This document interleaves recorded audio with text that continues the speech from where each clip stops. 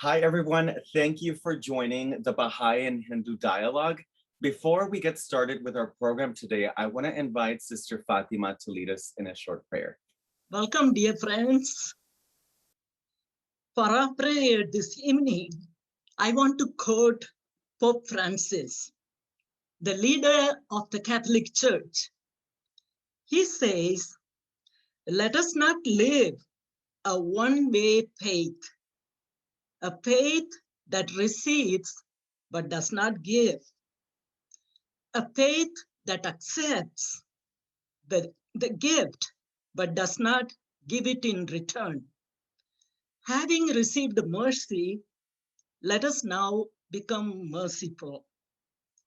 Today, we are gathered here on this Zoom, and we are going to listen to two of our speakers from the Baha'i and Hindu faiths. We drop all our judgments, our busyness, our preoccupations, and are present with all our minds, hearts, and beings. We are here with openness to listen, to learn, to look for common grounds and faith affirmation that will lead each one of us into positive action in our communities. And so we pray. If you are comfortable, you can close your eyes. Loving and merciful God, God of the universe, God of each one of us, you have gifted each one of us with our faith. Because of this faith, we come to you to praise you as children of God for the gift of life. We thank you for all the blessings that you have given us. We thank you for all of us who are gathered here. God, we need your help every day of our lives here on earth. Be with each one of us during our life journey, that we may walk together towards you in companionship with one another. We very often forget that we are your children, and we forget that we are brothers and sisters to one another. Forgive us for our ignorance, for our negligence, and help us to live in a consciousness that will lead us to be compassionate people. We ask you that our faith may always lead us to do good to the people who are in need. We ask this in your holy name. Amen. Thank you, Sister Fatima. And with that, welcome everyone to the Baha'i and Hindu Dialogue. My name is Saroni Nojosa, and I am the program coordinator for the UTRGV Center for Diversity and Inclusion and Dream Resource Center. I will be serving as a little bit of your host today. So I'm just very excited to see familiar faces and familiar names. I'm excited to have this conversation and to listen in and to learn. This is a collaboration between the RGV All Faiths United, but a little bit about the Center for Diversity. We do programming to help have conversations about diversity and inclusion, and this is one of our programs that we collaborate with All Faiths United. We also do diversity workshops. We do Dream Zone training to help advocate for undocumented and DACA students. We also do Ally Safe Zone, which helps support LGBTQ+ students. And other ways to help talk about inclusivity. So let me invite over Elanit Teverovsky to talk a little bit about All Faiths United. Elanit joined All Faiths United in 2015. She serves as the communications team and is of Jewish faith and is a member of Temple Emmanuel in McAllen. She's also a special education teacher at Discipline Alternative Education Program. So Elanit, if you can just share with us a little bit about All Faiths United. Thank you, yes.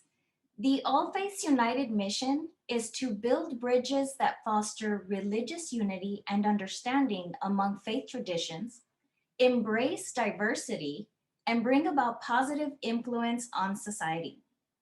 Our activities include dialogues among various faith members, such as the one we are about to learn from and enjoy, fun days for kids, youth panels, prayer events, and our social media presence.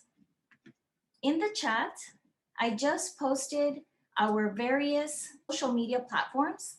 There are the links and the tag names that include posts from and about our different faiths. Perfect. Thank you so much, Lanit.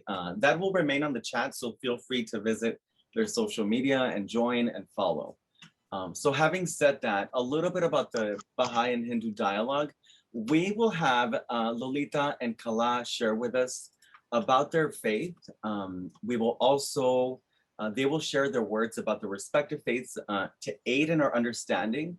And I think with their back and forth dialogue, we hope that you gain and that I gain an understanding and learn some similarities and parallels between the two faiths.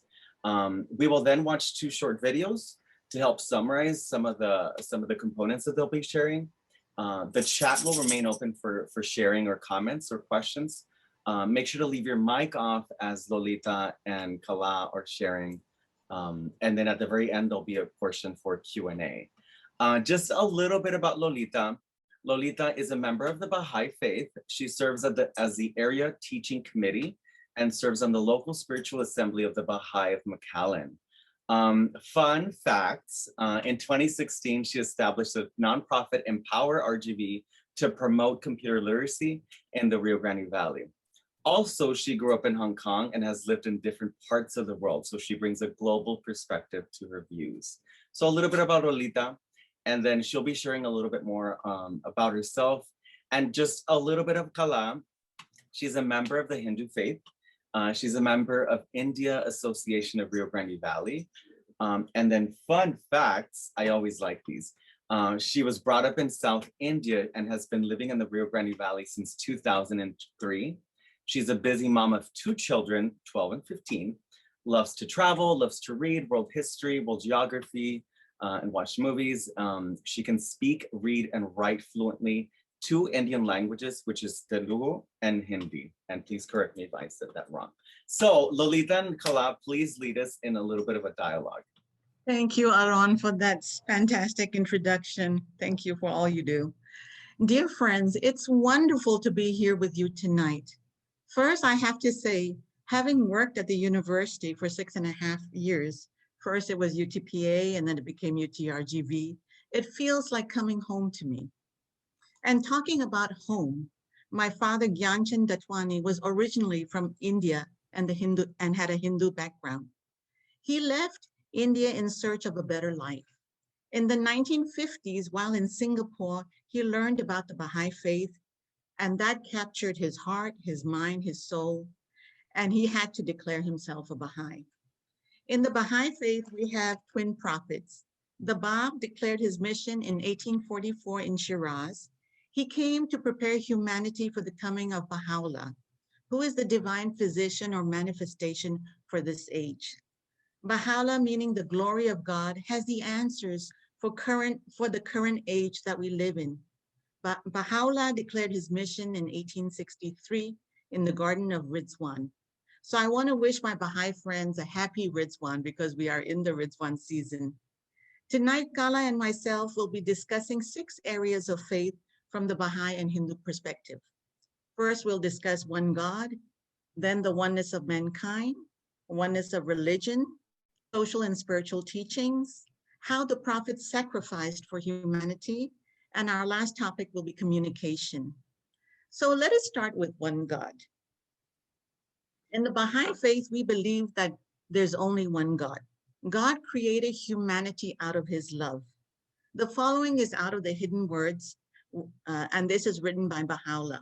And so I quote, "O son of being, love me that I may love thee. If thou lovest me not, my love can in no wise reach thee. Know this, O servant." Notice how it ends with "know this, O servant." Not only does God love us, he has given us the gift of life, intelligence, and support of all the world's resources to support human life. However, like any good relationship, It has to be going both ways. We also have to love God back. And how do we love God back? We do this by loving our fellow human beings, by being of service to others, especially the poor, through prayers that can be compared to conversations with God, by living a moral life that follows God's teachings and not just rely on our own inclinations. I want to stress the following. In the Baha'i faith, we have no clergy. So when we pray to God.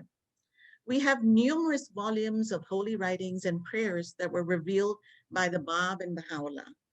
We also have an administrative system for local, national, and world affairs for the Baha'is to turn to. Let's use the comparison of a world as a patient who is sick and in dire need of healing. So Baha'u'llah is the divine physician for this age. We will be discussing more on the Baha'i teachings as the night progresses. Kala, can you share the one God from the Hindu perspective? Yes, thank you, Lolita. Dear friends, it's wonderful to be with you all tonight. I'm Kala Kasba and I represent Hindu faith. A little bit about myself. I consider myself a spiritual Hindu and I practice meditation. I'm born and raised in South India. While growing up, I had friends from different faiths at schools and universities that I attended. I'm friends with them even today. I joined All Faith United when Sister Fatima invited me to join. I believe that it's important to learn different faiths of the world, to meet new people, understand each other, and learn similarities of faiths. Now, I would like to give a quick background about Hindu faith. Hindu philosophy and thought has been in the subcontinent of India for at least 3 millennia. It is the oldest religion that is still practiced today by millions of people. It is the third largest religion in the world as per Pew Research Center. In India, Hinduism is called Sanatana Dharma, which means eternal order. Hindu people follow sacred texts called Vedas and Upanishads, and these are written in Sanskrit language. Now, with that background about Hinduism, I would like to talk about the oneness of God in Hindu faith. As per Vedas, this entire creation is made up of one consciousness called Brahman. Brahman is the pure consciousness that exists and encompasses universe and everything within. Brahman is eternal, it is shapeless, formless, and genderless. Each of us is part of that eternal consciousness. We may see ourselves as different, but inside of us, the core consciousness is the same. The breath of life is the same. I would like to present a quote from Chandogya Upanishad. Ekam e advitiyam brahma, which means the Brahman is one, or the consciousness is one. From Mandukya Upanishad, I am Atma Brahma, which means the self is Brahman, which means the self is the conscious part of the consciousness. So in Hinduism, we believe there is one consciousness which is shapeless, formless, and genderless, and we all belong to that pure divine consciousness. Now, I would like to introduce the next topic of tonight's discussion, which is oneness of mankind. Hindus believe that world is one family. The concept is mentioned in Vedas in Maha Upanishad. In Sanskrit, the world of one family is described as Vasudhaiva Kutumbakam. This verse, Vasudhaiva Kutumbakam, it is considered the most important moral value in the Indian society. Vasudhaiva Kutumbakam is engraved in the entrance hall of the Parliament of India. Living with this philosophy of oneness of mankind is the most important and most needed in our society. This is the basis for true democracy. It is human tendency sometimes to deviate from this concept and become very granular in terms of identity. We as humans find it necessary to identify and classify people by country, language, culture. And this classification may serve an immediate need for statistical or any other purpose, but our scriptures remind us of the bigger reality which is humans are all one family, and this is the universal truth. Humans are part of the universal consciousness, the light, the divine. We are here. We exist to bring the best in us. We are here to rise up and above our seeming differences. We are here to care for each other. We are here to share the light. We are here to share the divine love. That is the human collective purpose. Now, let us hear about oneness of mankind from Baha'i faith. Thank you, Kala. It really should not matter what color our skin is. We all belong to one race, and that's the human race, or we can say one humanity. Abdul Baha, oldest son of Baha'u'llah, explains, the world of humanity is like unto a rose garden, and the various races, tongues, and people are like unto contrasting flowers. The diversity of the flowers in a rose garden adds to the charm and beauty of the scene as variety enhances unity.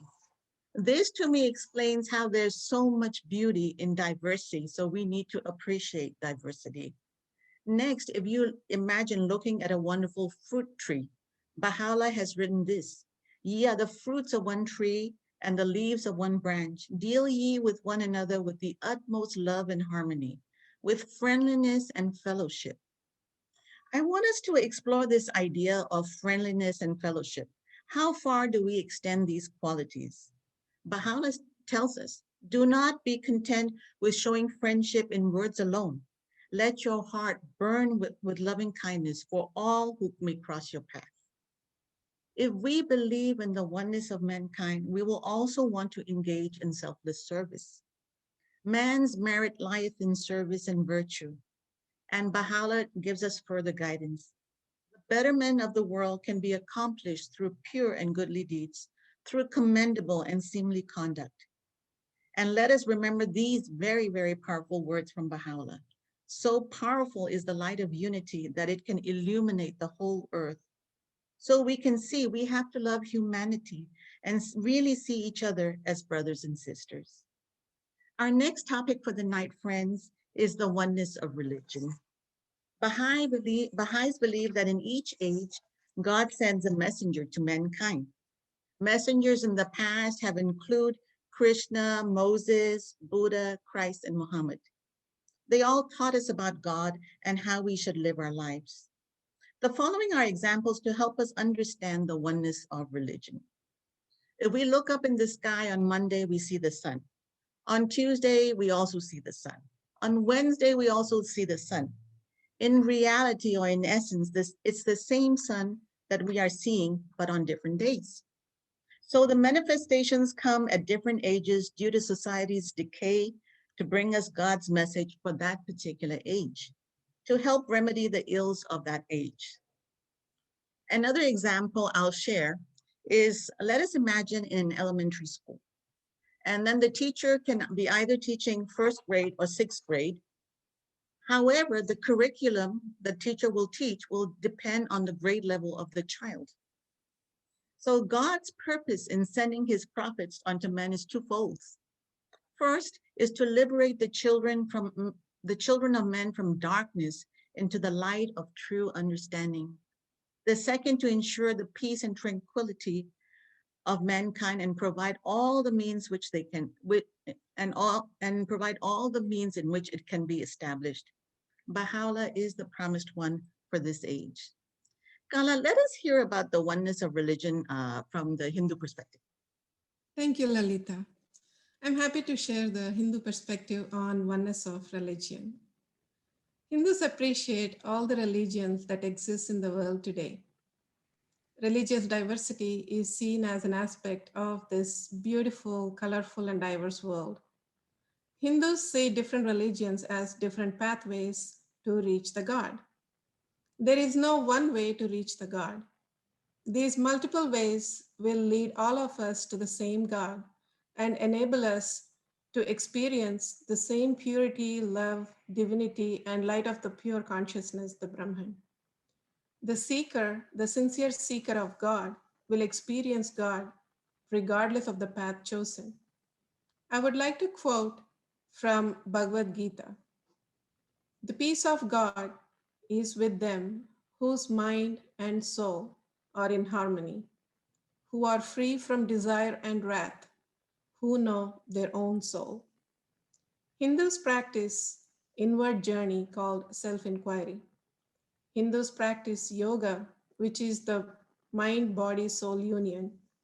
Yoga helps to lead a pious life. Yoga involves physical exercises, breathing techniques, and meditation.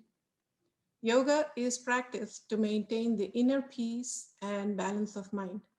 This prepares a person onto the journey of realizing God. In Hinduism, one experiences God by his own inquiry and inner work to seek God. Each of these aspects are written very elaborately in Sanskrit texts, which are translated and are available. I would like to read an excerpt from Bhagavad Gita. It is called Show Goodwill to All. So here, Krishna, who has recited the Bhagavad Gita to Arjuna, he gives the wisdom to Arjuna, and he says that be fearless and pure. Never waver in your determination or your dedication to spiritual life. Give freely and full of desire to serve. Realize the truth of the scriptures, learn to be detached, and take joy in renunciation. Do not get angry or harm any living creatures, but be compassionate and gentle. Show goodwill to all. Cultivate vigor, patience, will, purity. Avoid malice and pride. Then, Arjuna, you will achieve your divine destiny. So, this is the pathway described by Krishna to Arjuna to reach the divine. With this, I would like to introduce our next topic for tonight's dialogue: social and spiritual teachings in Hindu and Baha'i faith. Hindus recognize that the existence involves creation, maintenance, and destruction, and they consider these processes as nature of the universe. Hindus recognize in male and female aspect of the creation. Male and female gods are shown with equal power and capacity. Through stories of Mother Goddess, the power of femininity in nature has been exemplified. Femininity is seen as immensely powerful force in existence. Several aspects of divine femininity include creative power, agility, protection, and destruction of evil. Female is respected as mother. Female goddesses are worshipped in gentle, peaceful forms and also in powerful forms as well. Gender equality is emphasized in Hindu faith. There are several matriarchal societies within India that exist even today, where female is the head of the household. Women were trained in martial arts and war strategies as well. The evidence of women being equally trained like men is seen in scriptures, with Satyabhama, the wife of Krishna, helps him in the battle against Narakasura. One of the other social teachings include respecting your mother, Matru Devo Bhava, and then respecting your father, Pitru Devo Bhava. Acharya Devo Bhava, respecting your teachers, and then Aditi Devo Bhava, respecting the guests who come to your house. So God comes to you as mother, as father, because they are your first creators. So God comes to you as mother, father, teacher, or spiritual teacher, and as guests who come to your house. All of them are respected with utmost love. Similarly, mother, father, teachers would also allow and show the right path to the child with utmost love. Ancient Hindus recognized that a human is not alone, and every human plays a role in the society. Every human is guided by his own inner light, the Brahman, and every human also wears several hats or several roles in the world. Maintaining all these roles with utmost integrity and refrain from violence, anger, jealous, greed, and indulgence of pleasures and constantly choosing love, moral, and just behavior is called following one's dharma. Hindus are encouraged to practice inward journey, the self inquiry, and pondering of several layers of human existence. This process leads to understand God. Ancient Hindus also pursued music, mathematics, astronomy, astrology, philosophy, medicine, political sciences, and several Sanskrit texts are available on all these subjects today. There were several scholars in all these subjects, and there were several ancient texts that were read, understood, and practiced in different parts of India then as well as today as well. That's a nutshell about Hindu society and spiritual teachings. And now I would like to hear from Baha'i faith about the social and spiritual teachings. Thank you, Kala. In the Baha'i faith, the central teachings have to do with love and unity. Spiritual teachings of love, generosity, kindness resonate in all the religions. It is the social teachings that actually change. Social teachings in the Baha'i faith include the equality of men and women. Women and men have always been equal in the sight of God. Why specifically is gender equality so important? The world of humanity has two wings. One is women and the other is men, wrote Abdul Baha. Not until both wings are equally developed can the bird fly. Should one wing remain weak, flight is impossible. Other social teachings include the elimination of racial prejudices through justice. And in fact, we need to remove all prejudices. Baha'u'llah teaches us, ye are the fruits of one tree and the leaves of one branch. Deal ye with one another with the utmost love and harmony. It is highly unjust that any portion of humanity should be targeted or abused simply due to their race. For example, African Americans or Asian. This causes stress and fracture in our society. The National Spiritual Assembly, in a message dated June 19th, 2020, shares this information. States, it is not enough simply to believe in our hearts. It creates the moral imperative to act and to view all aspects of our personal, social, and institutional lives through the lens of justice. It implies a reordering of society more profound than anything we have achieved. We need to recognize that we are all the children of God. And other social teachings include the independent investigation of truth, the essential harmony of science and religion. What this means is we can be both scientific and religious. A universal language will be selected to be established, and actually the eventual establishment of universal peace. To the Baha'is, this is not only possible, but inevitable in the future. So next, let us continue by discussing the next topic, which is how the prophets have made their sacrifices for humanity. The Bab, the gay birth name Syed Ali Muhammad, was born October 20th, 1819. He was born in the city of Shiraz, southern Iran. The Bab was raised by his uncle due to the death of his father. The Bab at an early age showed that he was extremely gifted and had tremendous innate knowledge. But the Bab declared his mission in 1844. The Bab and thousands of his followers were persecuted. The Bab was martyred on July 9th, 1850 by a firing squad of 750 rifles. Baha'u'llah was exiled to many places. As his influence and following grew, he was exiled to more remote parts of the country in Iran and then to Turkey. And briefly on the background of Baha'u'llah, he was born 12th November 1817. His father was a Persian nobleman. Baha'u'llah chose a life of helping the poor rather than becoming a nobleman. Baha'u'llah, after reading a scroll from the Bab, became a Babi, was made prisoner and suffered imprisonment for 40 long years. He was placed in heavy chains and sent to very deplorable and horrific prisons and dungeons, like Akka and the Black Pit.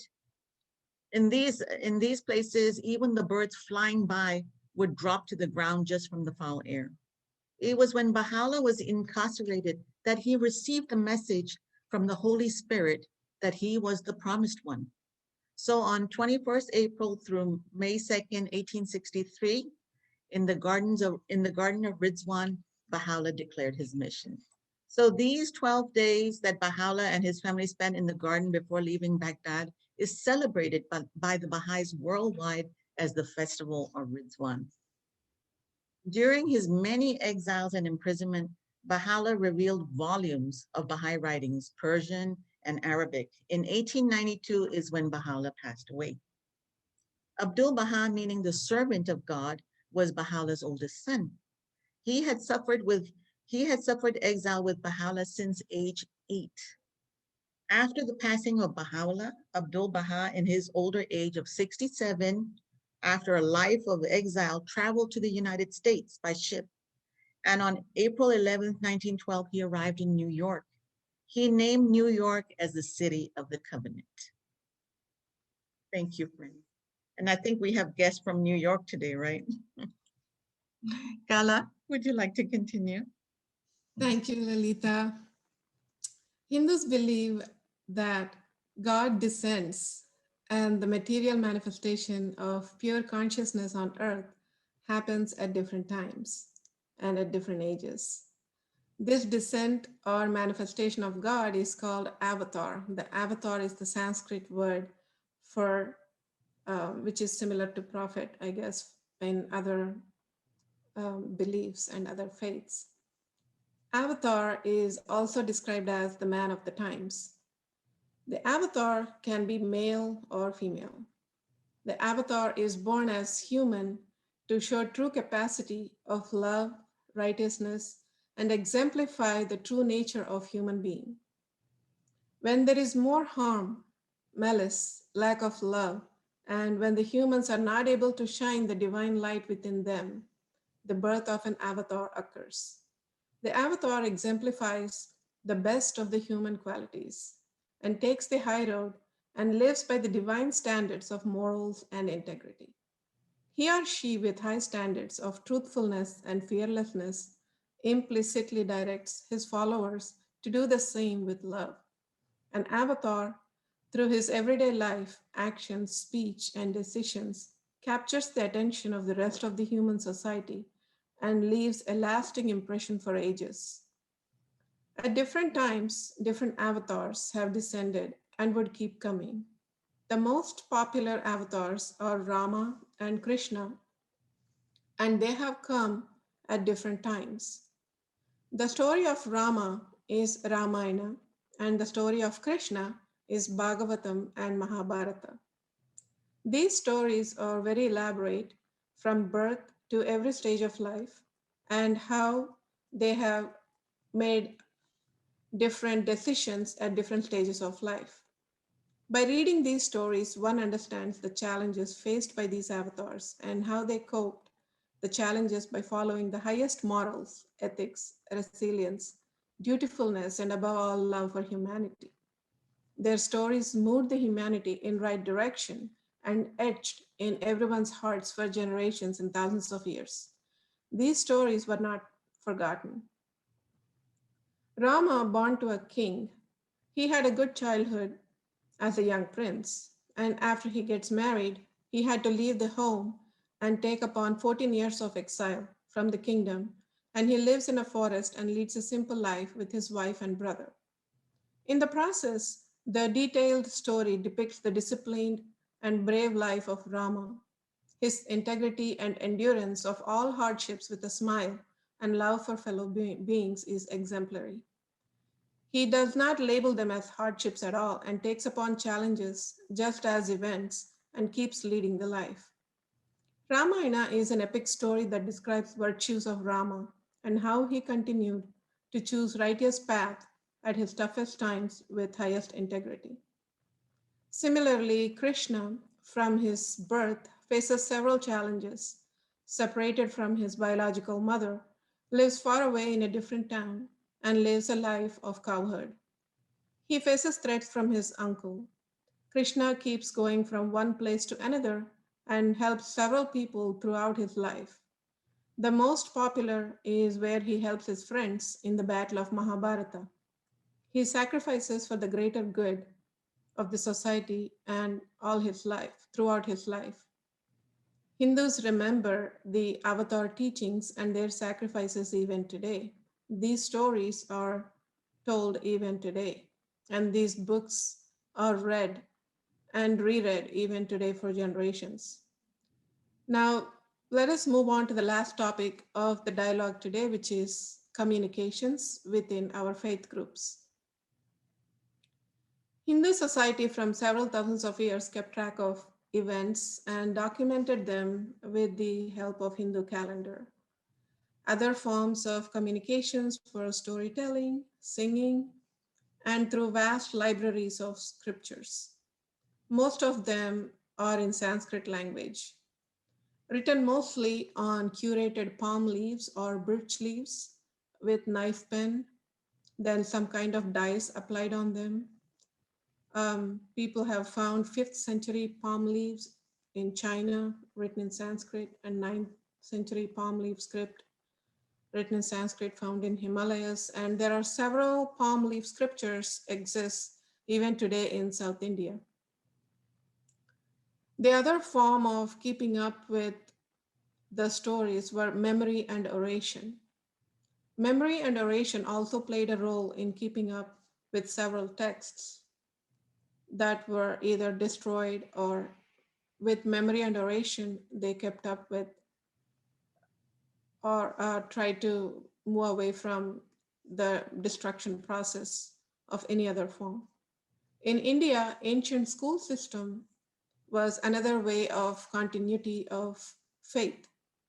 The ancient school system was Gurukula, which means youth would leave their homes and go live with the teacher at the teacher's house for about 16 years and learn Sanskrit, Vedas, medicine, archery, hunting, making fire, and several other lines of study. And Gurukulas exist even today.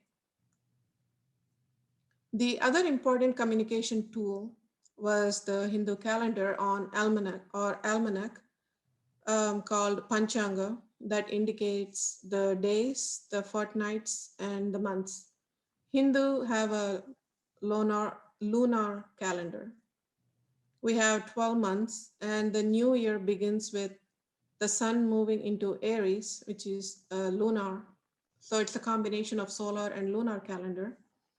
And when the sun moves into Aries, which just happened on April 21st, we celebrated the new year. Hindu almanac is very in-depth and involves complex mathematical calculations. Solar and lunar eclipses and several other astronomical occurrences are calculated and documented in advance for the entire year or several years. And Hindu almanac has existed from several thousand years.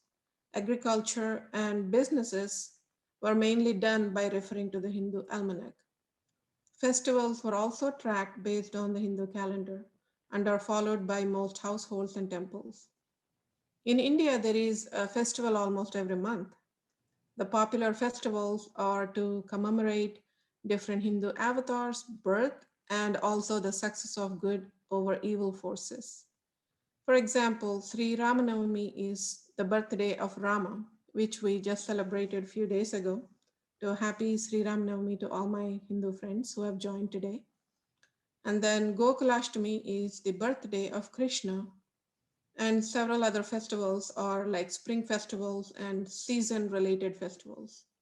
So these festivals serve as the reminder of stories of the avatars and also the nature, the season-related festivals. People celebrate festivals at homes as well as at temples.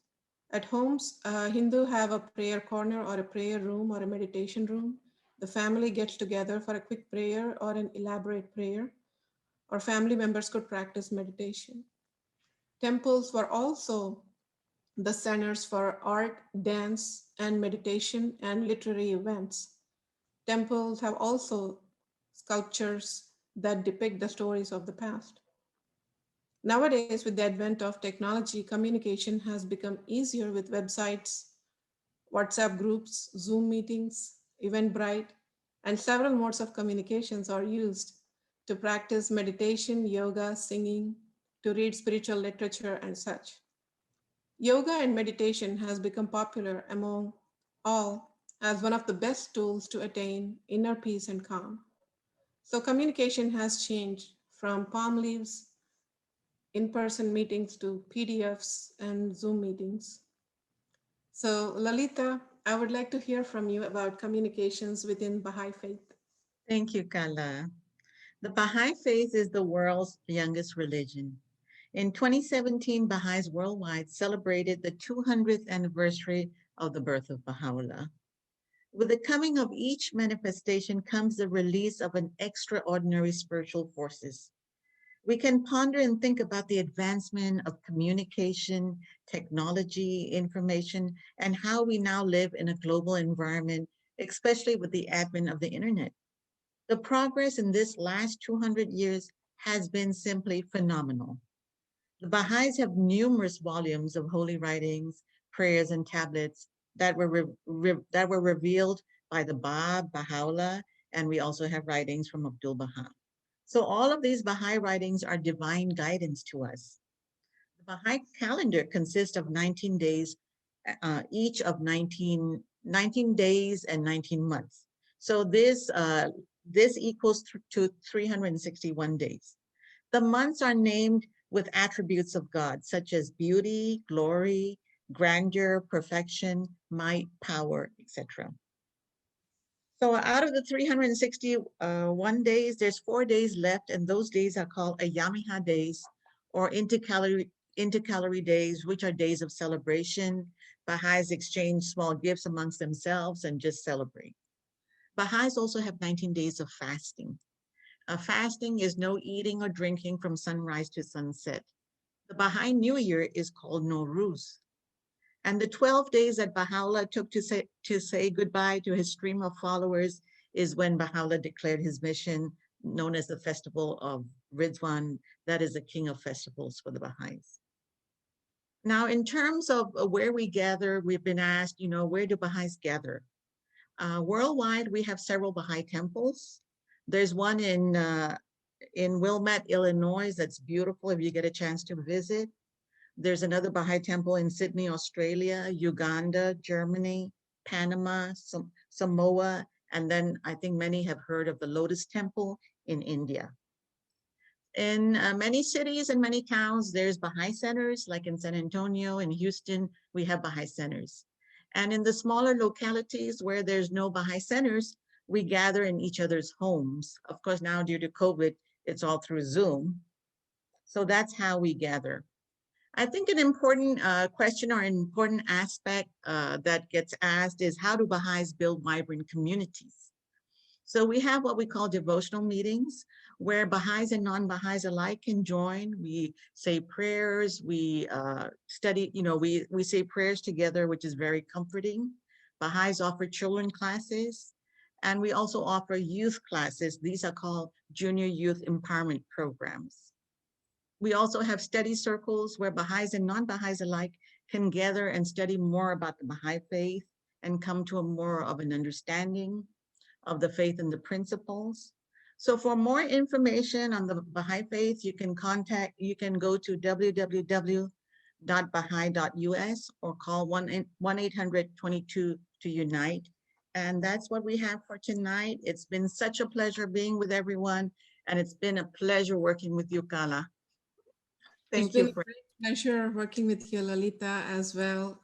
We formed a great bond and friendship in this process. Thank you, everyone. Thank you for your presence. Wow, Lolita and Kala, that was incredible. Thank you for providing just a small glimpse of your faiths. So if everybody can join us in a virtual round of applause, you can do it in person or you can do a reaction. Thank you so much, both of you, for opening up your world and your faith and sharing that. One of the takeaways that I took from both of you was this similarity in terms of love and oneness, practicing selfless service and kindness. I think, Lolita, you were sharing a little bit of that. I think Baha'u'llah's guidance and teachings I think resonate very well with even what we try to do with at the Center for Diversity. You were also sharing the removal of racial prejudice and all prejudice, which I think speaks very highly on our times right now, things that continue to happen. And as well as Kala, you were sharing, I think just the practice of yoga and meditation and how taking care of your body and mind and spirit is very important. And just a little bit of the significance and the history I thought was remarkable. So thank you for sharing that. I was very intrigued when you were speaking about the avatars and then celebrations. I thought that was very fascinating. So thank you, both of you, for sharing just a little bit about each of your faiths. Another round of applause, please. I saw some people reacting with little hearts. Send some love to everyone, which I also virtually feel that in this space. So thank you so much. We have a few more minutes. I wanted to share the 2 videos that Lolita and Kala selected for us to learn a little bit more, and then we maybe have a few minutes for questions. So if you haven't thought about a question, please drop that on the chat box. And let me share. This first video is All Humanity from the Baha'i Faith, selected by Lolita.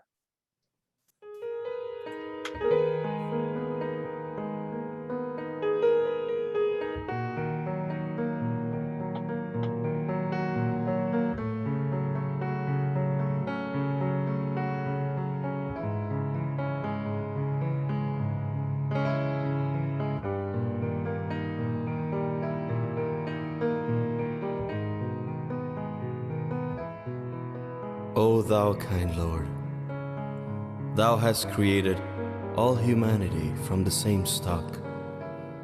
Thou hast decreed that all shall belong to the same household. In thy holy presence, they're all thy servants, and all mankind are sheltered beneath thy tabernacle. All have gathered together at thy table of bounty, and all are illumined through the light of thy providence. O God, thou art kind to all. Thou hast provided for all, dost shelter all, conferrest life upon all. Thou hast endowed each and all with talents and faculties, and all are submerged in the ocean of thy mercy. O thou kind Lord, unite all. Let the religions agree, and make the nations one, so that they may see each other as one family, and the whole earth as one home. May they all live together in perfect harmony. O God, raise aloft the banner of the oneness of mankind. O God, establish the most great peace. Cement thou, O God, the hearts together. O thou kind Father God, gladden our hearts through the fragrance of thy love. Brighten our eyes through the light of thy guidance. Delight our ears with the melody of thy word, and shelter us all in the stronghold of thy providence. Thou art the mighty and powerful.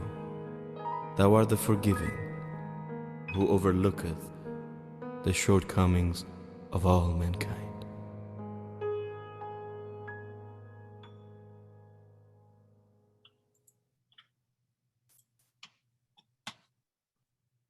Thank you for sharing that, finding that video and selecting that, Lolita, for us to learn a little bit more.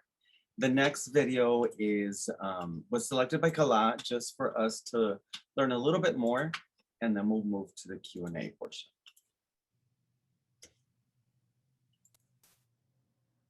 True knowledge is for everyone. It's such a beautiful feeling, belonging to the whole wide world, where the art of living.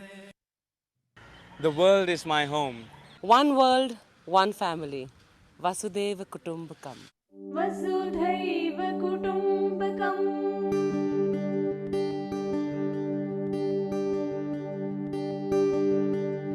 प्यारा प्यार का मार्ग हमारा, ज्ञान हमारा लक्ष्य है। चलो एक साथ चलेंगे हम, वसुधैव कुटुम्बकम् हे वसुदेव वसुदेव वसुधैव कुटुम्बकम् एक ही ईश्वर एक ही ज्ञान वसुधैव कुटुम्बकम् इस दुनिया में प्यार दिलाएंगे, खुशियों का उत्सव मनाएंगे, एक ही साथ मिलेंगे हम वसुधैव कुटुम्बकम्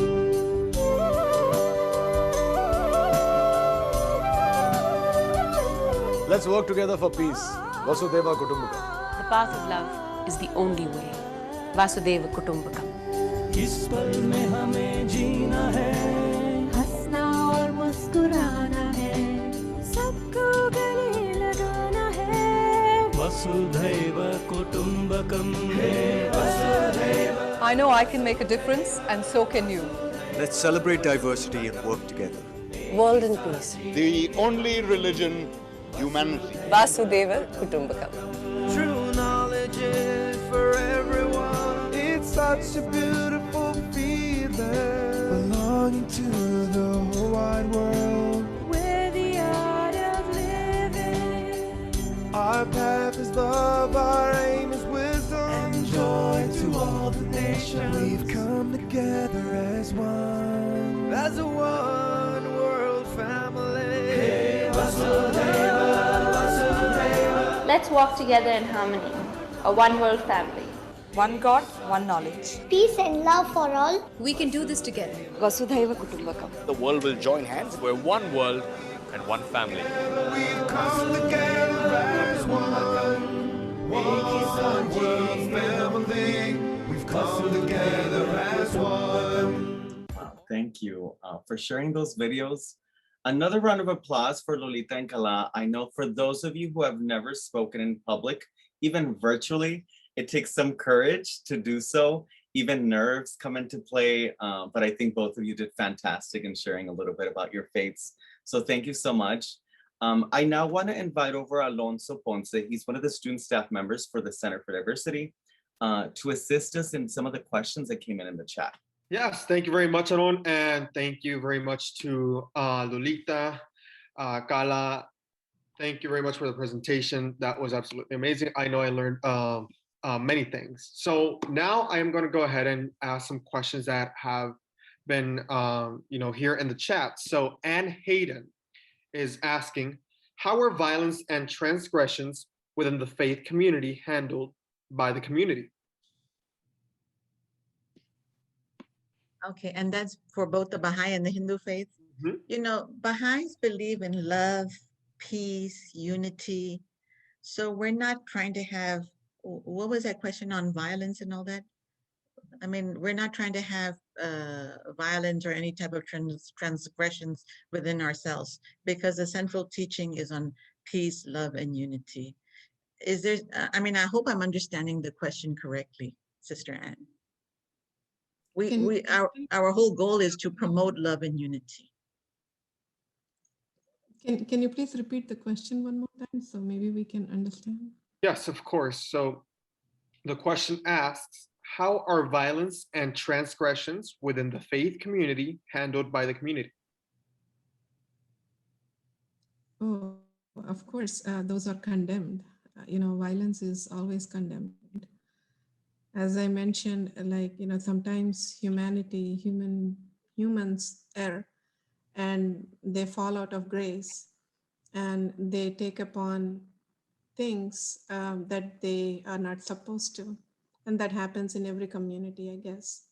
So people, that's why, Krishna mentioned, take the high road, we have to have the goodwill even for the evil. So we need to educate them. We need to, if needed, punish them. Punishment is a correction. Punishment is not it's not a bad thing. It is to correct a person, to bring to the path and to bring to the central teachings and to stay a peaceful life. So definitely it is condemned. Violence is condemned. Thank you, Lolita and Kala. So we started with a tough question. Let's switch over to a fun question maybe. Alonso, go ahead and maybe ask Leslie sent in a question. Yes, it says, can we learn how to say we are one family in Hindi?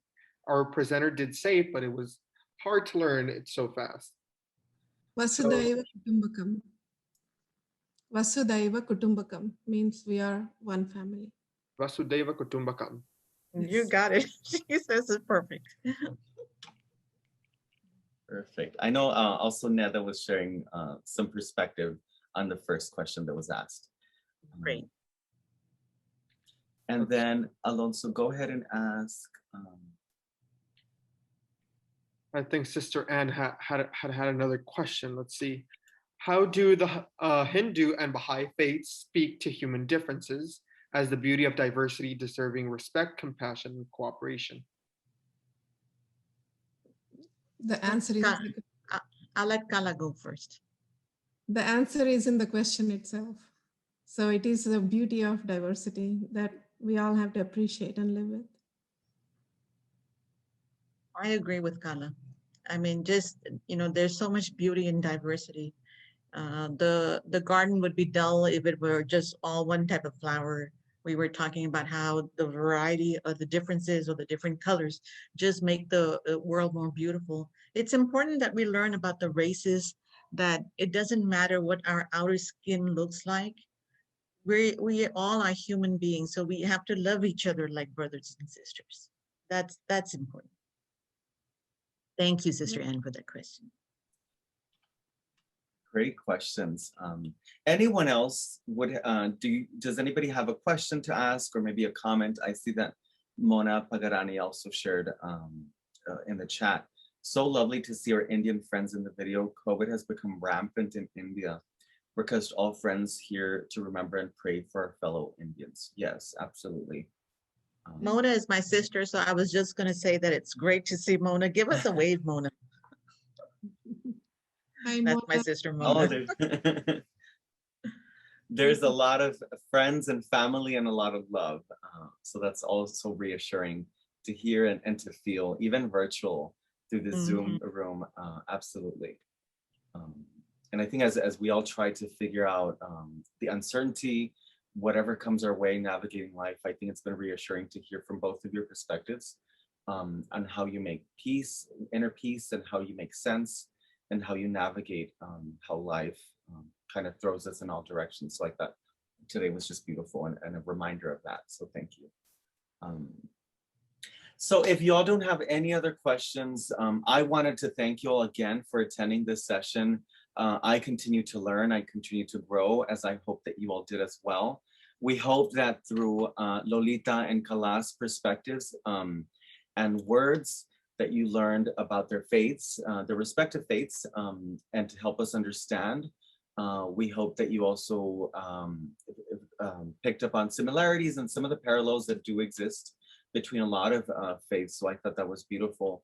And then we hope that more opportunities like this come up as we continue to navigate. So actually, there is one more question right here by Robert Ramirez. Might there be a social service project we could all serve on together? Definitely. Definitely. That's a great thought. And We're you're going right. to keep working together, that's for sure. It takes all of us. Yes. Thank you, Definitely. dear friends, for making the time to attend today. It's been so wonderful and warm-hearting seeing all of your radiant faces. You brought us such joy. Thank you. Thank you so much. It was such a joy to participate in this and to interact with you all. You all have a good evening. Thank you. thank you, everyone. Enjoy the rest of your evening. Bye.